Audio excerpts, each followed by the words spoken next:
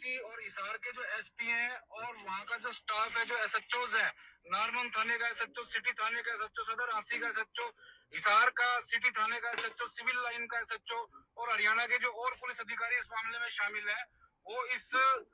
मेरे साथ कोई अनहोनी घटना होती है, अगर मैंने सुसाइड किया, मुझे मार दिया गया, तो ये लोग मेरी मेरी मौत के जिम्मेदार। अखिल भारतीय क्रांतिकारी जाट महासभा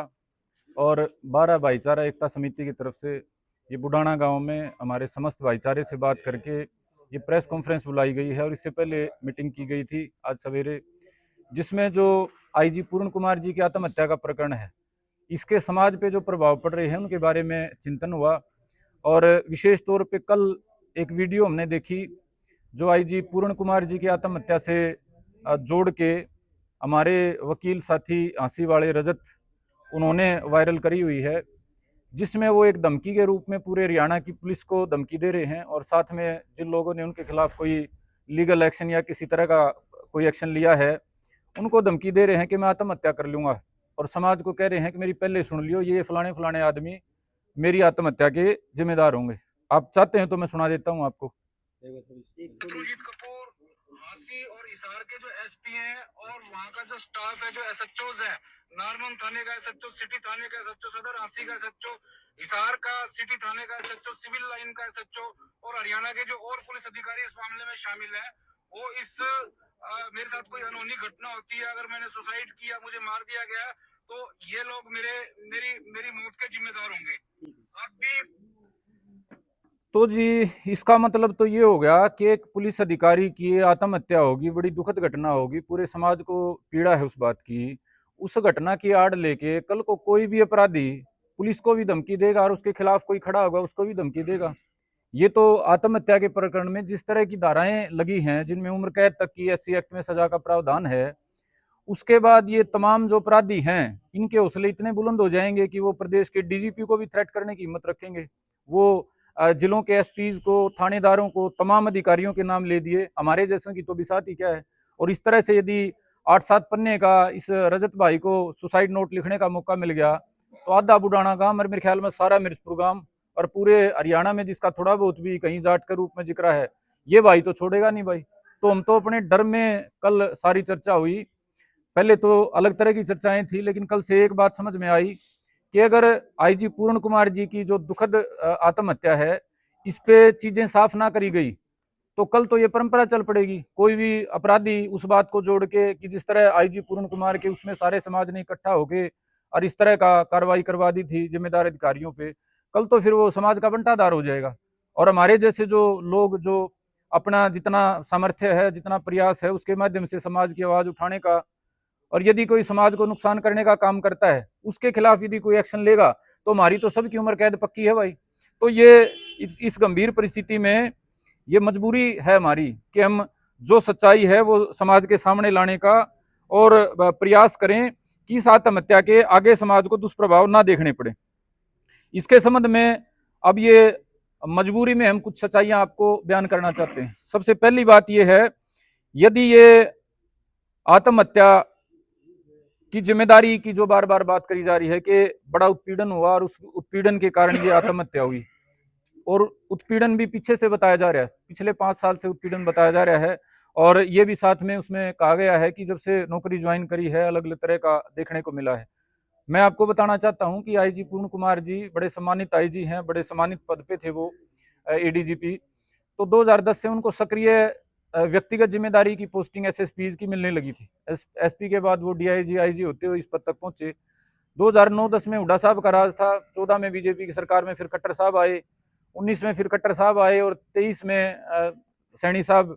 उसके बाद 24 में सैनी साहब, और ये आगे चल रहा है। 3 मुख्यमंत्रियों के राज में उनके साथ वो बताते हैं कि डिस्क्रिमिनेशन हुआ जिसकी परिणति उनकी आत्महत्या में हुई। तो ये जो डिस्क्रिमिनेशन या भेदभाव या जातिगत उत्पीड़न है, फिर उसके लिए जिलों के एसपी या प्रदेश के डीजीपीओं को इनको लपेटने की बजाय तो फिर पहले तो मुख्यमंत्रियों से शुरुआत होनी चाहिए। जिले के एसपी की या प्रदेश की डीजीपी की क्या हिम्मत है वो किसी अधिकारी का उत्पीड़न कर ले। और ये सारी जो घटनाएं हैं जो उन्होंने लिखी हैं ये सारी प्रदेश सरकारों के संज्ञान में रही हैं। ये लिखित में डॉक्यूमेंट्री है उनकी भी है कि राजेश कुल्लर जी से मैं मिला था, उनकी डॉक्यूमेंट्री है कि शीर्ष अधिकारियों, शीर्ष नेताओं के संपर्क में सारी चीजें थी। तो आईजी पूर्ण कुमार जी के खुद के उनके परिवार के कई अनुसार ये मुख्यमंत्री स्तर का मामला था।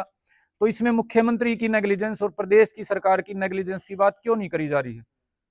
वहां जो परिवार के साथ जो लोग बैठे हैं,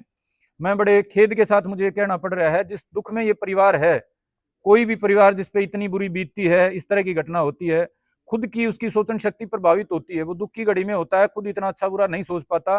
तो जिम्मेदारी जो सराउंडिंग के लोग होते हैं उनकी होती है कि उनको सही बात बताने की, लेकिन उनके सराउंडिंग में तमाम पॉलिटिकल और इस तरह के एक्टिविस्ट लोग बैठे हैं जिनके मन में हरियाणा बसाने की नहीं, हरियाणा को उजाड़ने की मंशा है। विशेष तौर पे पंजाब में 2027 के शुरू में चुनाव है, वहां के जो तमाम राजनेता हैं, आम आदमी पार्टी से तो उनके खुद के परिवार के विधायक हैं और कांग्रेस पार्टी से चन्नी साहब हैं, एक कंपटीशन वहां छेड़ दिया गया है कि कौन बड़ी बात कह के, कौन ज्यादा भड़काऊ बात कह के इस परिवार को और ज्यादा इंस्टिगेट करने का काम करेगा। उस इंस्टिगेशन का परिणाम है कि आज किसी भी तरह की जांच की बात ना होके, आज जो सरकारी जिम्मेदारी सरकार के को दी जानी चाहिए थी, सरकार को जिसमें कटघरे में खड़ा करना चाहिए था, उसकी बजाय बलि के बकरे ढूंढने की जो कार्रवाई है वो चल पड़ी है। कभी किसी अधिकारी का नाम लिया जाता है, कभी किसी का। आखिर में घूम घाम के दो अधिकारियों पे बात टिका दी कि भी प्रदेश के डीजीपी शत्रुजीत सिंह कपूर और एसपी रोहतक बिजारनिया जी ये जिम्मेदार हैं। तो वहां जो जिस तरह का माहौल बना हुआ है, उस तरह के माहौल में हम ये मानते हैं कि हरियाणा के सभ्य समाज को, छत्तीस बिरादरी को प्रयास करना चाहिए कि उस परिवार का राजनीतिक दुरुपयोग करके पंजाब चुनाव के संबंध में अपनी गोटियां सेट करने के चक्कर में जो असली मुद्दा है, पहला मुद्दा इसमें यह है कि पारदर्शी जांच हो। दूसरा मुद्दा यह है कि इसमें रिस्पॉन्सिबिलिटी और जो नेग्लिजेंस जहां जहां दिखाई गई है, जिस जिस जिम्मेदारी के पद पे, उनकी सभी की भूमिका तय हो। यदि प्रदेश के डीजीपी जिम्मेदार हैं तो प्रदेश के गृह मंत्री जिम्मेदार क्यों नहीं है? यदि प्रदेश के डीजीपी जिम्मेदार हैं तो प्रदेश के मुख्यमंत्री जिम्मेदार क्यों नहीं है? तो ये क्रिमिनल जो नेग्लिजेंस दिखाई गई है, इस पे बात करने की बजाय जातियों पे बात ला दी गई है। आपने देखा होगा रोहतक में पिछले 3-4 दिन पहले प्रदर्शन हुआ, उसमें एक राजनीतिक पार्टी के भाइयों ने पूरा जोर लगा रखा था। एसपी के घर के आगे जातिवादी गुंडे से लेके 100 तरह के वहां चूड़ियां फोड़ने वाले, पता नहीं क्या क्या नारे लगाए गए हैं। तो जातियों के बीच में लड़ाई कराने की कुछ लोगों की ये जो साजिश है, अगर ये इसको खुली छूट दी गई और ये जो मैंने शुरू में आपको वीडियो दिखाई, इस तरह के महान नेताओं, बड़े नेताओं को यदि मौका दिया गया आत्महत्या का थ्रेट करके समाज को गुमराह करने का, तो फिर हरियाणा का फिर राम रुखाड़ा है। तो हमारी पहली ये मांग है कि हरियाणा की सरकार इस पूरी बात को संज्ञान में लेके अपनी जिम्मेदारी तय करे, अपनी गलतियां स्वीकार करे और इसकी एक पारदर्शी जांच की व्यवस्था करे। दूसरी बात मेरी ये है कि इसके संबंध में किसी एक अधिकारी, 2 अधिकारी या 15 अधिकारियों को बलि का बकरा बनाने की बजाय जो तमाम वहां संगठन जुटे हुए हैं, वो पूरी व्यवस्था में जो खामियां हैं, उन खामियों में सुधार की बात करें। पिछले 15 साल में 2-3 पार्टियों ने हरियाणा में राज कर लिया और जो वहां बैठे हैं, विशेष तौर पे जो कांग्रेस वाले चन्नी साहब बैठे हैं या आम आदमी पार्टी वाले बैठे हैं, उन्होंने भी अपने अपने प्रदेशों में 5-5 साल तो सभी ने राज करके देख लिया। उसके बाद भी वो ऐसी बातें कर रहे हैं जो 10वीं क्लास के बच्चे करते हैं। वो खुद जिम्मेदार पदों पर रह के ऐसी बातें कर रहे हैं कि सारे पुलिस डिपार्टमेंट को, तमाम जिम्मेदार अधिकारियों को, तमाम उस पूरे मामले से जुड़े लोगों को जैसे आज ही फांसी तोड़ दी जाए। तो उनको सबको ये बात संज्ञान में लेनी चाहिए। अगर अति करोगे तो समाज फिर खड़ा होगा और समाज उस बात का विरोध करेगा। और अब आगे की जो बात है, चूंकि हमारा क्रांतिकारी जाट महासभा का मार्गदर्शक मंडल है, जिसमें हमारे परम आदरणीय मास्टर चंद्र प्रकाश जी और हमारे आदरणीय जयवीर जी, जो deputy director Haryana education department रह चुके हैं और जिला शिक्षा अधिकारी के रूप में वो हरियाणा में अलग अलग जगह पे अपनी सेवाएं दे चुके हैं। ये बहुत ही जिम्मेदार पदों पे दोनों हमारे महानुभाव रहे हैं। मैं चाहता हूं कि आज विस्तार से ये इस पूरे मामले पे अपनी बात रखें। मैं अनुरोध करूंगा retired deputy director Shri Jaiveer Dhanda ji से कि वो अपनी बात रख के इस मामले की, क्योंकि सच्चाई सामने लाना मैं दर्शक साथियों से कहना चाहता हूं, 6-7 दिन इंतजार करके, क्योंकि मौत हुई थी और बड़ा संवेदनशील विषय था। हम नहीं चाहते थे कि कोई इस मामले में लंबी चौड़ी टिप्पणी करी जाए, लेकिन जब थ्रेट हमारे को महसूस हुई, हमारा भी मुकदमा चल रहा है। ये जो अभी साथी जिसका वीडियो मैंने आपको सुनाया,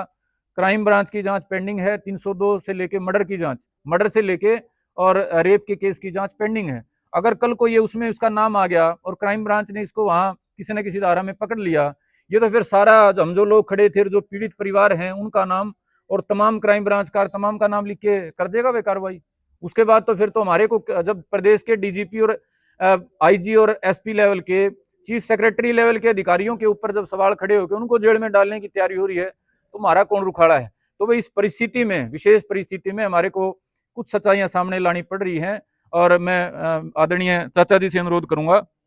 कि चाचा जी आगे विस्तार से अपनी बात रखेंगे।